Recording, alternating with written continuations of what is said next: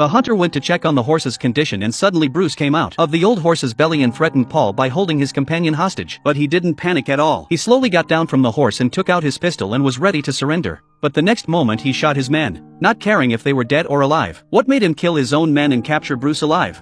It turns out that after fighting in the Civil War 5 years ago, Paul had retired to enjoy life with his family. But Bruce's northern soldiers came to his home and not only broke all the furniture, but also set fire to all the food that could be burned, and even trapped his wife and children in the house and burned them alive. And all of this was a setup by Bruce's men. After losing his wife and child, Paul became a loner who wandered around every day in order to get back at Bruce. He paid a high price to hire 4 bounty hunters, but a few of them were killed by Bruce. However, after so long the hunt for the enemy is now in front of their own eyes. Paul angrily knocked down Bruce, ready to shoot. To finish him, did not expect to resist. Bruce kicked him over the ground. The situation was reversed again in an instant. The two fought like children, but Bruce was the better man in the fight. He wanted to kill him, but when he remembered that it was all his fault, he couldn't. Bruce told Paul that the war was over and so was our feud, and that it was time to let go of the past and go back to where he belonged for the rest of his life. Having made his point, Bruce was about to ride off and leave the place, leaving a canteen behind to prevent Paul from dying of thirst. But the revenge for the murder of his wife was not to be taken away from him. Paul continued to chase Bruce as hard as he could through the drought-stricken fields. As Paul slowly approached,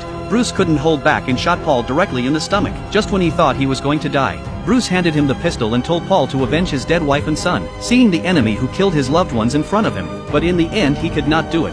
Perhaps in this moment he let go of the possibility of causing all the mistakes is not Bruce's fault.